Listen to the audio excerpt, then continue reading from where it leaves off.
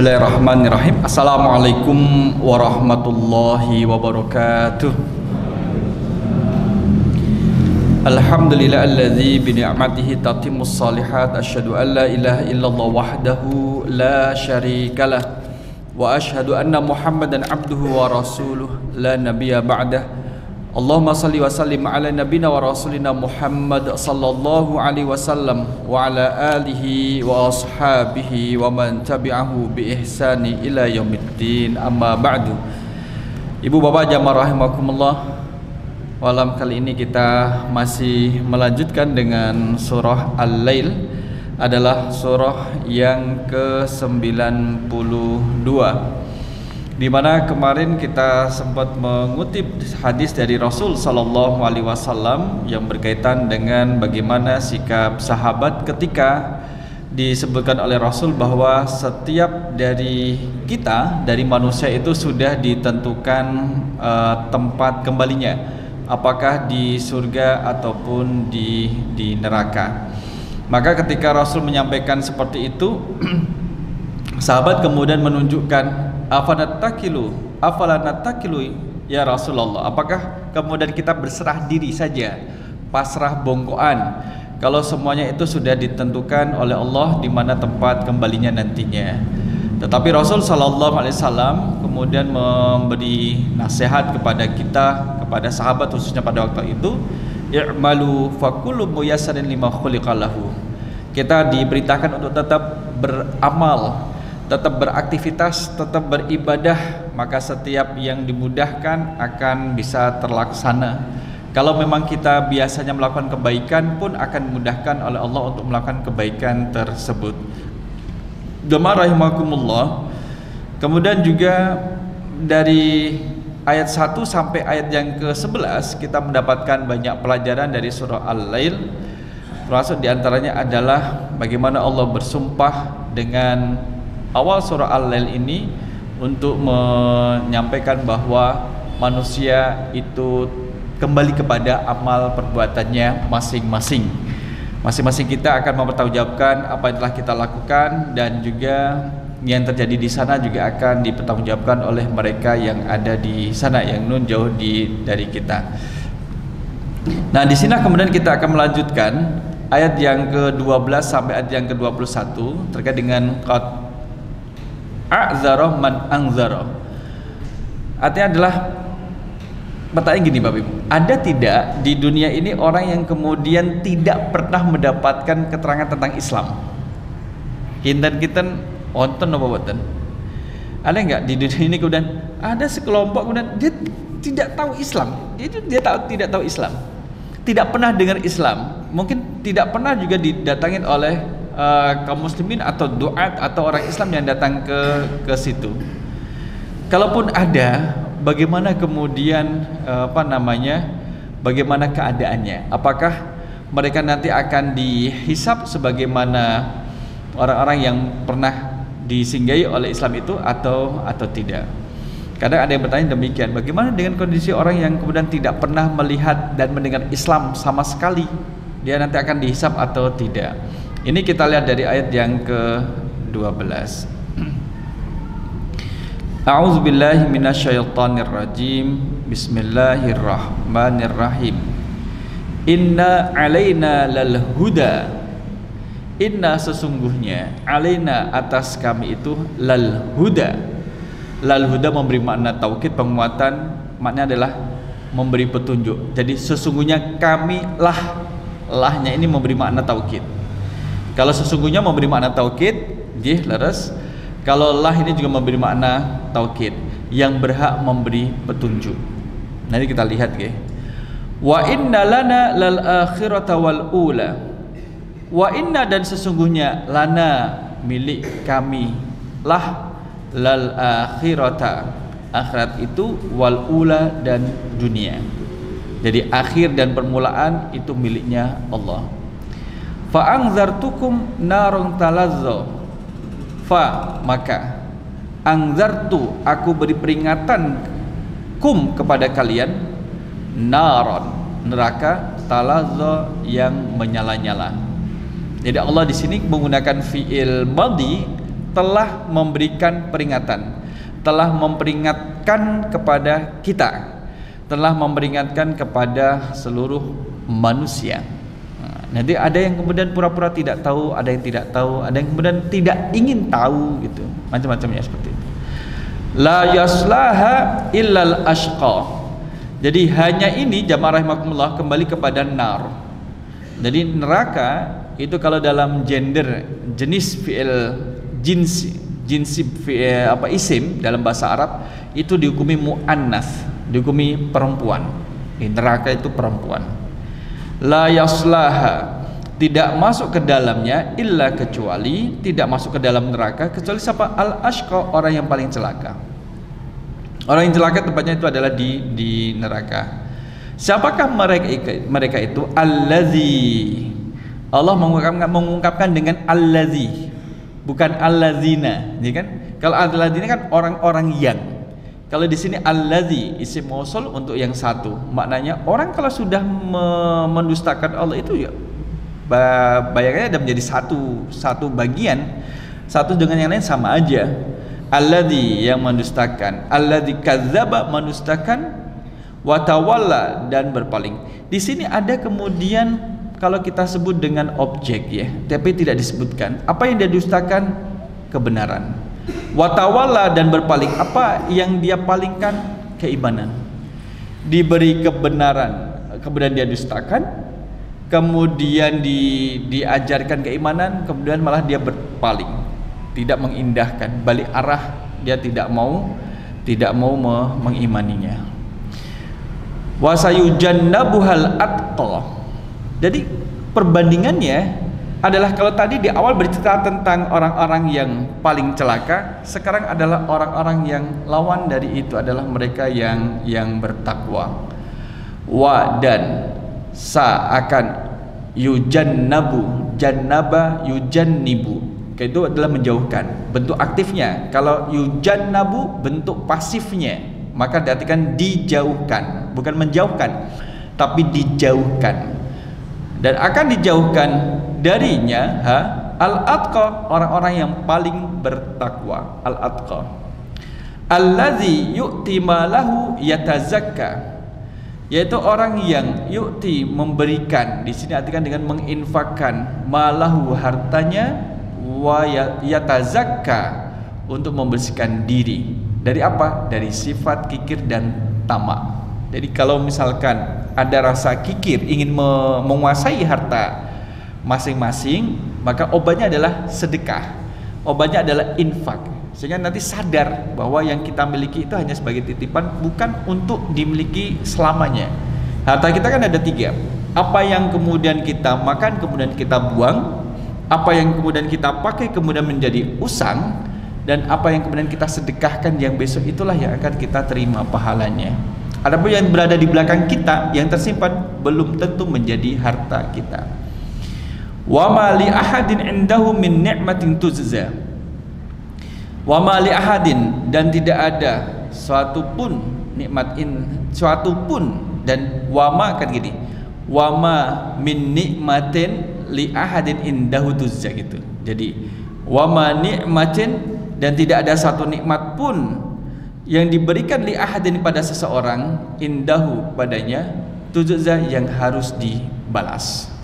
Bahkan di sini ada keterangan bahwa orang-orang yang bertakwa membantu orang lain bukan karena orang itu berjasa kepadanya sehingga perlu membalasnya, melainkan hanya mengharap ridha Allah. Ini konsep keikhlasannya di situ.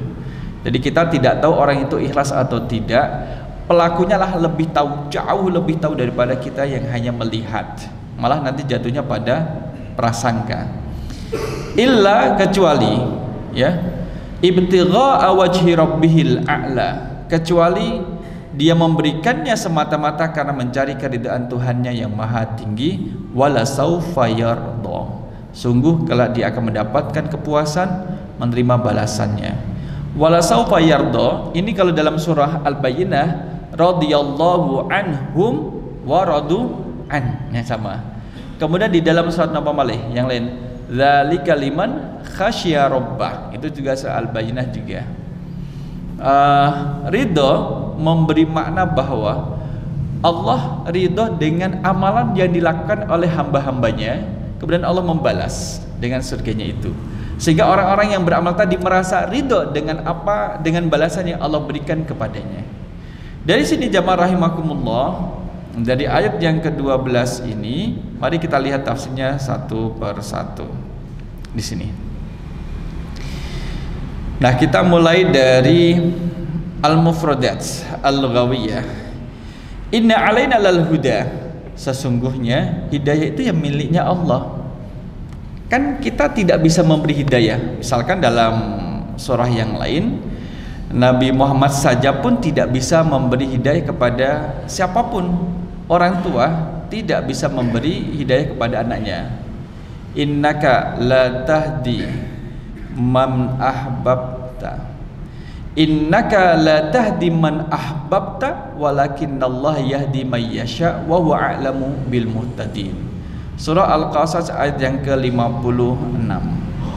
Tadi surah Al-Qasas ayat 56. Innaka, sesungguhnya kamu wahai Muhammad, la tahdi, tidak akan bisa memberi hidayah kepada siapapun, termasuk man ahbabta, orang yang kau cintai sekalipun, pamanmu misalkan, siapa lagi, kerabatmu misalkan. Kalau tadi kepada kita nggak bisa Bapak Ibu memberikan hidayah kepada siapapun, tidak bisa menjaga kamu dapat hidayah, tak cabut hidayah darimu, nggak bisa.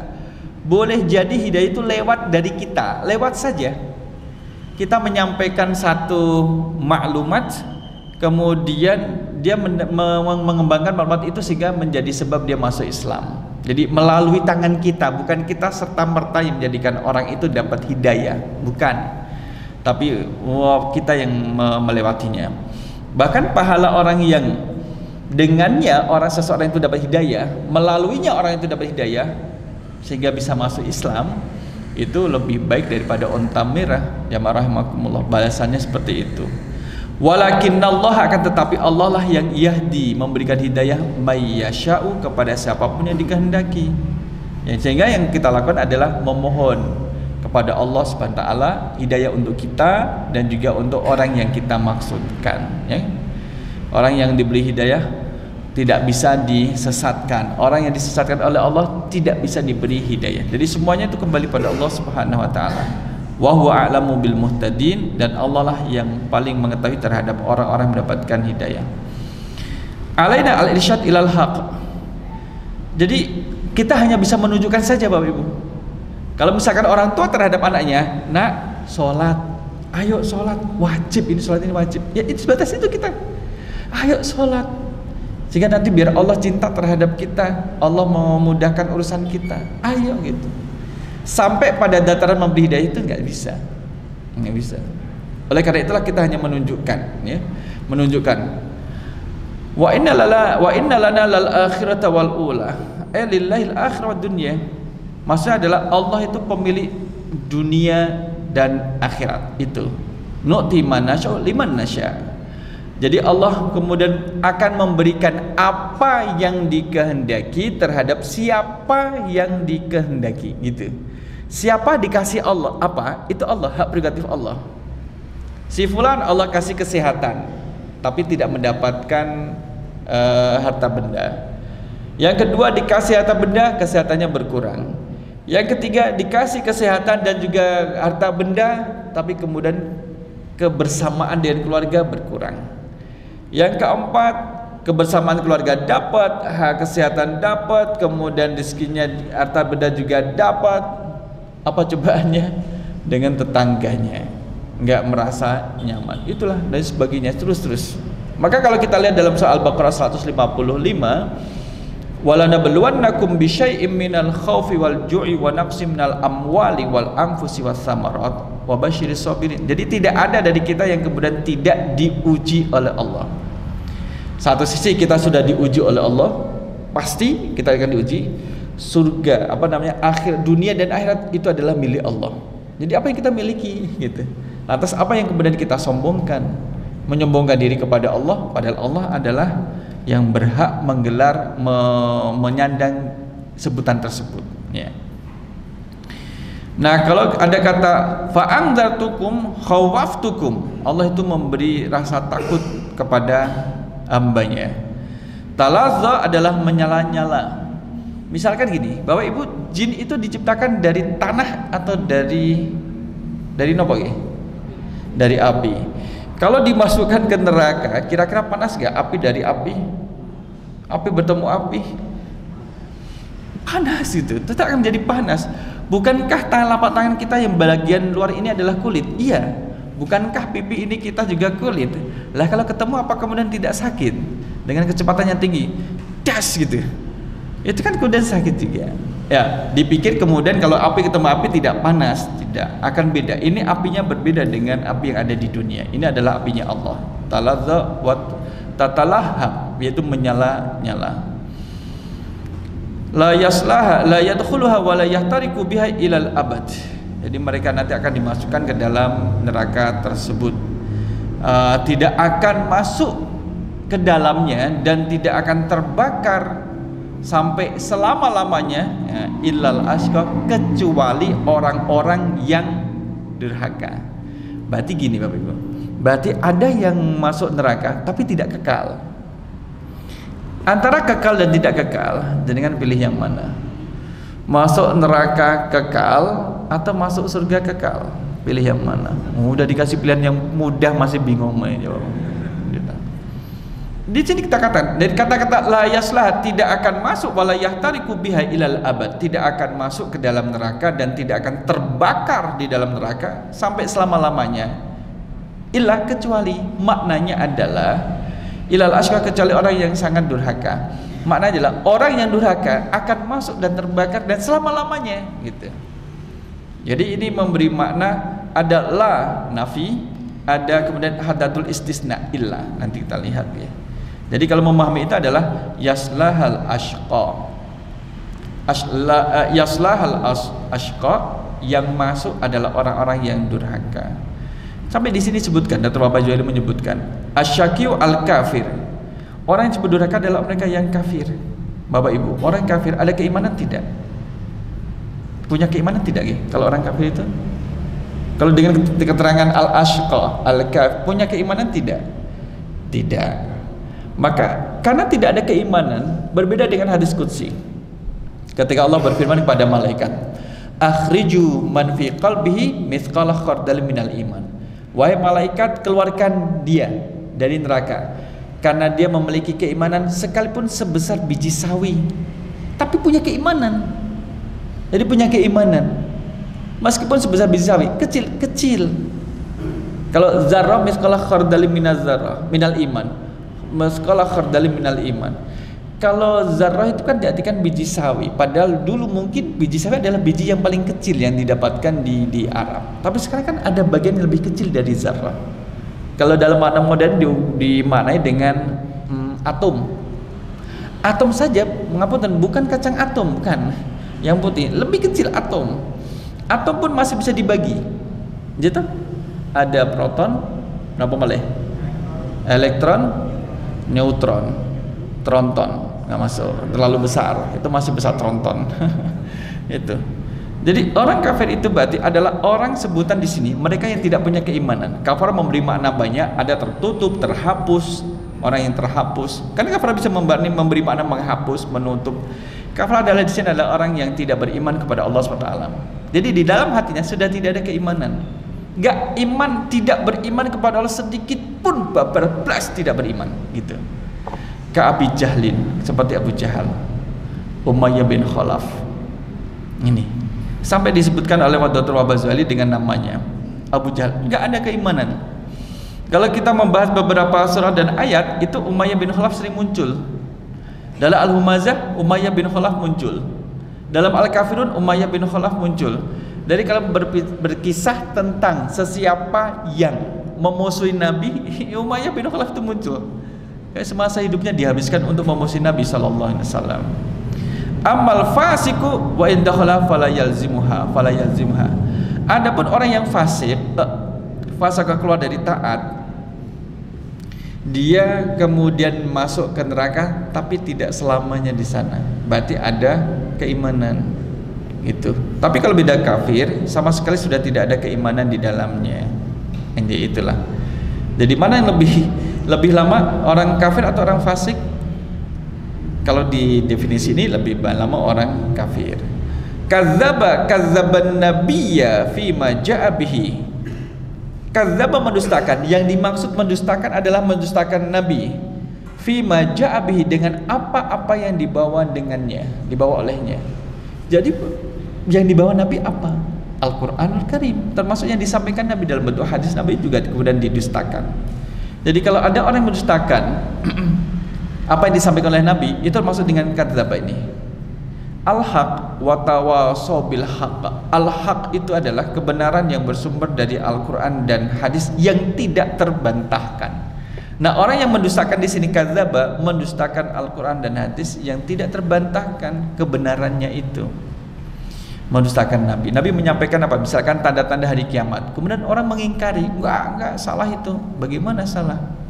Oh, itu Rasul juga menyampaikan dari apa yang pernah disampaikan pada malaikat Jibril dalam hadis kedua di Arba'in itu. Rasul membacakan juga dan sebagainya. Membacakan Al-Quran kemudian didustai. Inilah mengata-ngatai apa yang dibacakan Rasul sebagai kumpulan syair, kemudian apalagi ramalan atau kemudian mantra dan semisalnya. Watawalla, berarti kadzdzaba ini adalah mendustakan kebenaran. Watawalla a'rada 'anil iman wa ta'ati li rabbih. A'rada ini sengaja menunjukkan kesengajaan untuk berpaling dari keimanan dan ketaatan kepada Allah. Kita lihat di sini, wa man a'rada an dzikri fa inna lahu ma'isyatan dunka. A'rada, wa man a'rada an dzikri, dalam surah Toha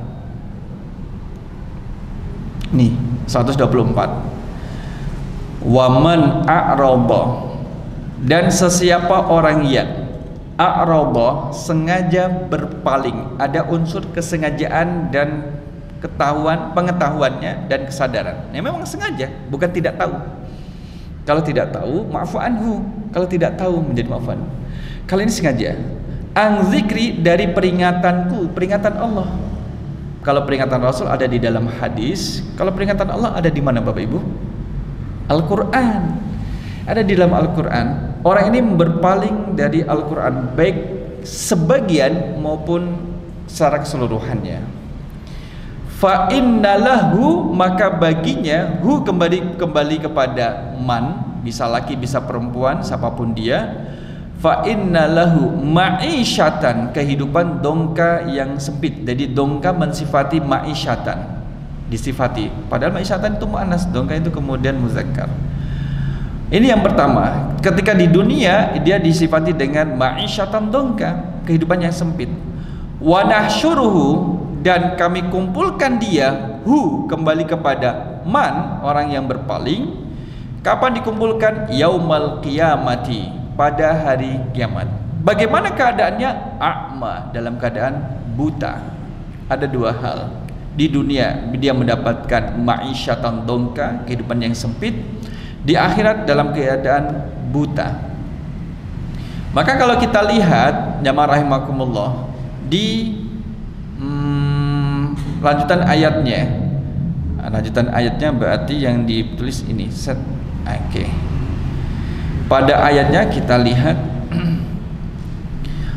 jadi ketika di dunia dalam kehidupan sempit, ada saja masalah yang menyelimuti dirinya, satu saja masalah, datang masalah lagi, sampai kemudian dalam tafsirnya adalah ma'isyatan dongka, kehidupan yang sempit. Ketika dia dimakamkan, makam itu tiang lahat terasa sempit baginya, sampai kemudian tulang-tulangnya itu kemudian berhimpitan sampai pada tulang rusuk, liang lahatnya menghimpit tulang rusuknya, dan di akhirat dalam keadaan buta, ya, dalam keadaan buta. Ini kemudian ada yang dalam keadaan buta di akhirat nanti, ada dalam keadaan muka kemudian tidak ada kulitnya itu, kemudian terus tulang-tulang karena sering meminta-minta padahal dia mampu dan sebagainya. Qala rabbi, orang ini kemudian mannya ini kemudian bahasanya ya protes kepada Allah. Qala rabbi, wahai Tuhanku, lima hasyartani a'ma, kenapa engkau kumpulkan aku dalam keadaan buta, a'ma, waqad kuntu basira, sedangkan dulu di dunia kuntu, dulu aku adalah basira, itu bisa melihat, Dia bisa melihat. Di dunia dulu kan saya bisa melihat. Kenapa di sini menjadi buta gitu? Protes saja sudah salah, protes lagi. Qala, maka Allah menjawab, kadzalika, yang demikian itu, kebutaan yang menimpa pada dirimu itu, ataska, disebabkan karena ataska ayatuna, telah datang ayat-ayat kami. Ata itu datang kepadamu, ayatuna, ayat-ayat kami, fanasitaha, engkau melalaikannya, tidak mengindahkan ayat tersebut. Peringatan untuk sholat tidak diindahkan, peringatan untuk menjauhi riba tidak diindahkan, kemudian peringatan untuk birrul walidain, berbuat baik terhadap orang tua tidak diindahkan, tidak dipedulikan. Wa kadzalikal yauma tunsa, maka pada hari ini kamu tidak dipedulikan, kamu dilupakan. Bukan karena Allah Maha lupa, tidak. Allah Maha mengetahui perlakuan di dunia, kemudian dibales terbalik kepada dia ketika di akhirat. Nah, itu jamaah rahimakumullah. Sehingga Bapak Ibu, kalau di dalam Al-Quran ada satu perintah, yang perintah itu kemudian bagi orang yang mampu, sedangkan kita pada kondisi misalkan belum mampu melakukan, sehingga kita tidak melakukannya kan? Nah, kita tidak melakukan karena kita belum mampu. Jangan mencela orang yang sedang melakukan perintah tersebut, dan juga jangan mencela ayat tersebut gitu. Kalau kita tidak mampu nggak apa-apa gitu. Ini ada masalah yang sensitif tapi saya nggak tahu. Ngeten Bapak Ibu, poligami. Nah, itu ngapunten Bapak Ibu, boleh atau tidak kan gitu.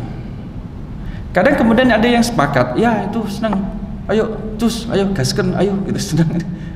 Ada yang bilang enggak, saya nggak siap. Nah, bagi yang tidak siap, kalau memang kemudian boleh ada kebolehan tapi kemudian dia tidak siap, ya sudah, dia memilih kemudian saya cukup satu saja.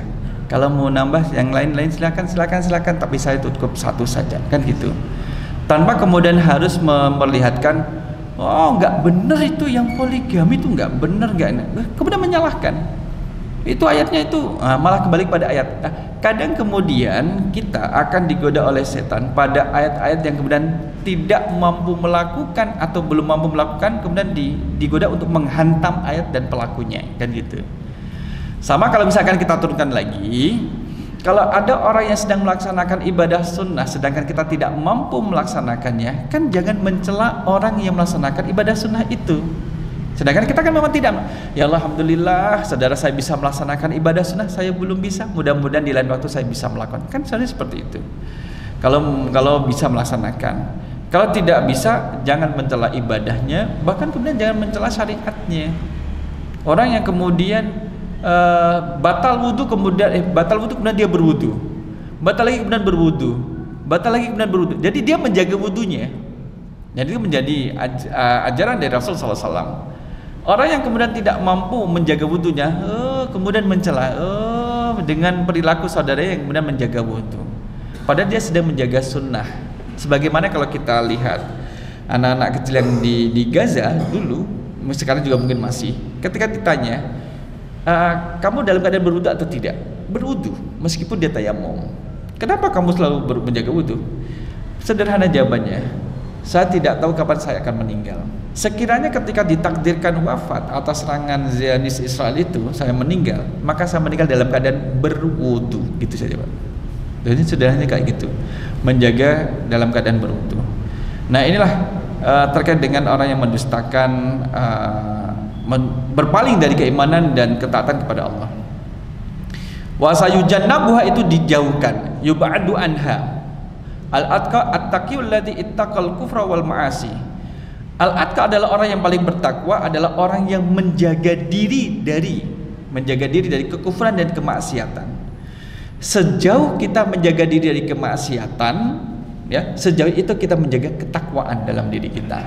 Jadi ketakwaan kita rawat, kita bina dengan menjaga diri dari kemaksiatan dan kekufuran itu.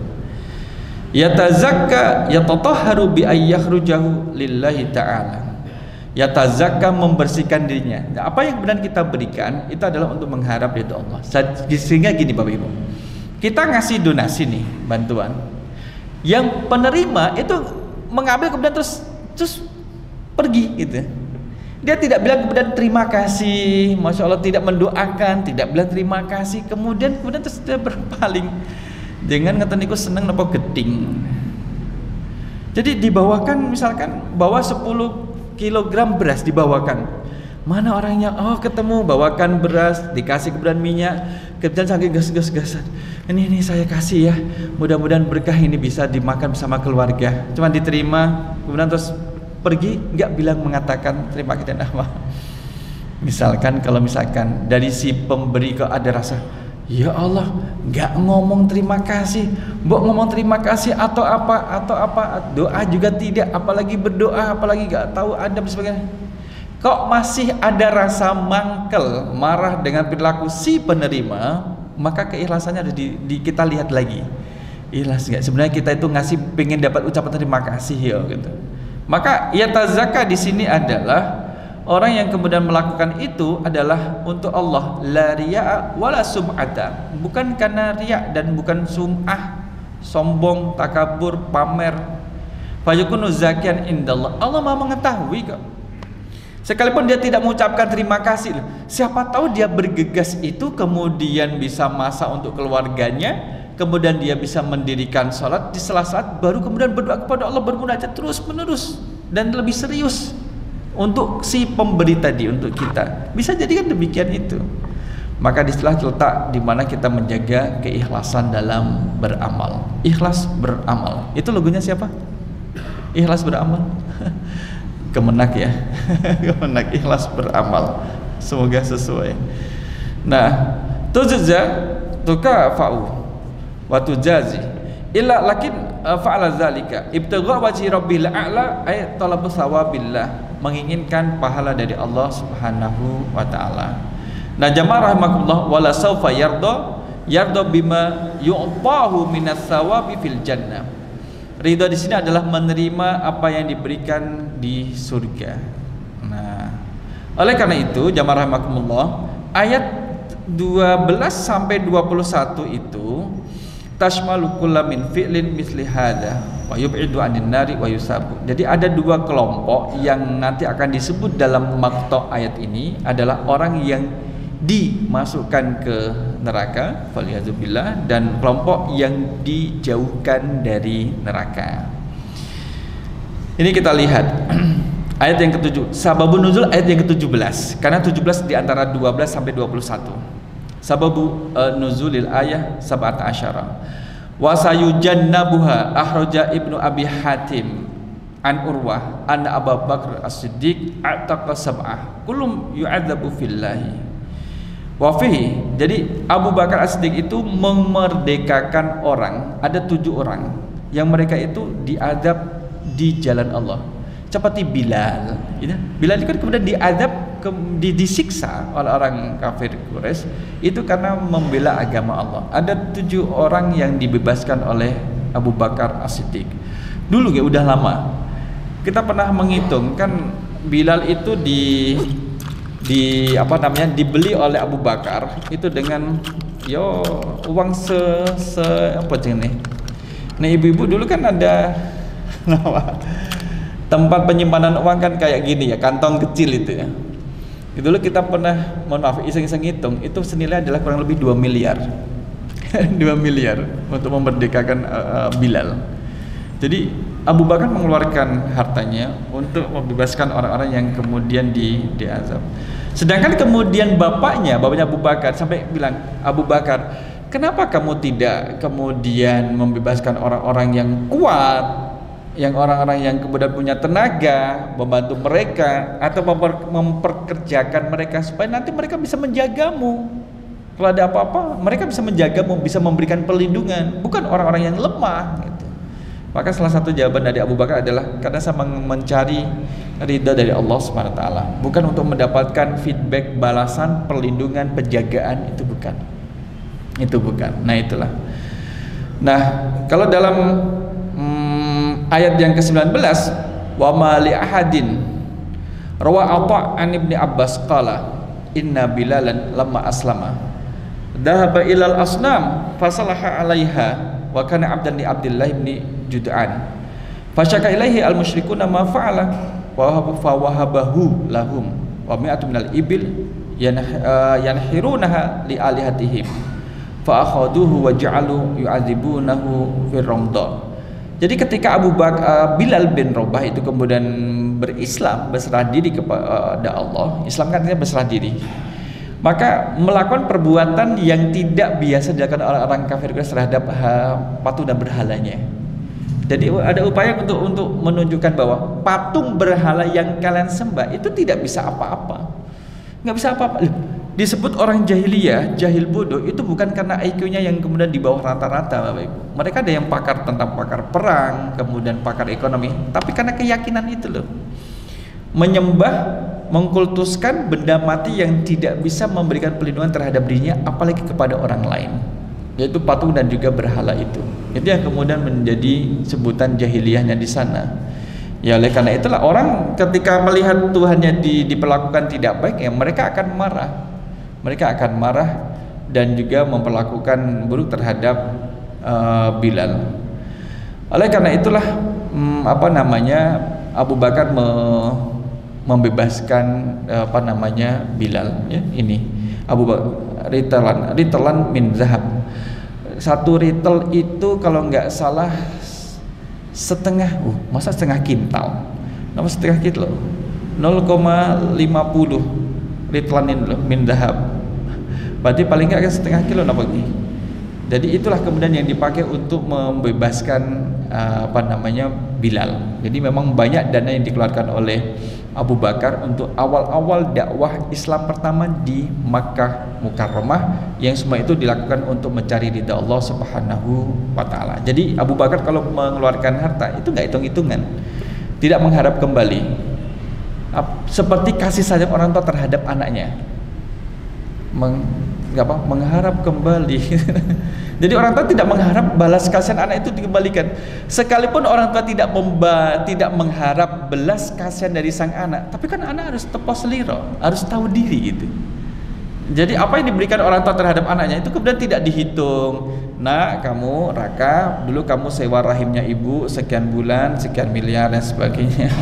Kan tidak perhitungan. Tapi sebagai anak yang baik kemudian memberikan balas budi dalam bentuk ketaatan, kepatuhan, ketundukan terhadap orang tua selama tidak bermaksiat kepada Allah. Itu udah membahagiakan orang tua. Sekalipun demikian, ya tetap kita lakukan. Ibnu Umar pernah ditanya, "Wahai Ibnu Umar, saya sudah menggendong ibu saya tawaf." Jadi ibunya ini kemudian digendong tawaf, tidak diturunkan. Kemudian tanya gini, apakah saya sudah bisa membalas kebaikan ibu saya? Baru menggendong tawaf 7 kali, kemudian mengatakan, apakah ini sudah sepadan dengan apa yang ibu saya berikan kepada saya? Kata Ibnu Umar gini, bahasa kita ya, gitu. Baru juga gitu. Satu teriakan ibumu ketika melahirkanmu pun belum sebanding. Yang kamu lakukan tadi belum sebanding dengan satu teriakan ibumu di saat ibumu melahirkanmu, gitu. Itu belum sebanding. Tapi kamu telah melakukan yang baik. Nah, dikatakan telah melakukan yang baik. Apa yang kamu lakukan adalah sudah baik. Taib. Mari kita lihat ayat yang pertama. Jamaah rahimakumullah. Pada ayat pertama ini, inna alaina lal huda, alaina an nubayyina tariqal huda min tariqid dalalah. Allah yang menunjukkan jalan hidayah dari jalan kegelapan itu. Allah yang menunjukkan halal dari yang haram. Allah yang menunjukkan dari yang hak dari yang batil. Allah yang menunjukkan kebaikan dari kejahatan. Dan min tariqil anbiya wa inzalil kutub allati fiha tasyri'ul ahkam. Semuanya itu bersumber dari Allah. Maka kalau Bapak Ibu menemukan kata asyari', itu adalah Allah. Asyari' itu adalah yang membuat syariat, itu Allah. Itu adalah Allah SWT. Asyari', bahasanya sih gini, asyari', membuat syariat. Tapi asyari' ini juga berarti jalan raya. Tapi yang kalau dalam fikih, asyari' itu adalah Allah SWT. Jadi semuanya itu adalah bersumber dari Allah. Wa inna lana lal akhirata wal ula. Lana kullu ma fil akhirah. Dalam Al-Fatihah, Maliki Yaumiddin, Allah penguasa hari kemudian kan, penguasa akhirat, hari pembalasan itu Allah. Jadi Kalau kita minta syafaat Rasul, Rasul tidak bisa memberi syafaat kepada umatnya tanpa izin Allah, kan gitu. Maka kalau Rasul sudah tiada, minta syafaat Rasul kepada siapa? Kepada Allah. Karena Rasul sudah tiada. Kalau Rasul masih ada, kita minta syafaat kepada Rasulullah SAW. Kalau masih sugeng. Tapi kalau Rasul sudah tiada, kita mintanya kepada Allah Subhanahu Wa Taala. Karena meminta kepada orang yang mati tidak boleh. Meminta kepada Rasul sudah wafat tidak boleh. Apalagi yang bukan Rasul, bukan Nabi. Tapi kan dia wali, Pak Ustadz. Wali murid, wali kelas atau wali yang lain. Enggak, tetap kepada Allah SWT. Jangan sampai kecintaan kita kepada Rasul kemudian terus menggeser kemahakuasaan Allah. Jangan sampai kecintaan kita terhadap orang tua menggeser kecintaan terhadap Rasul dan juga Allah. Kita dengarkan azan.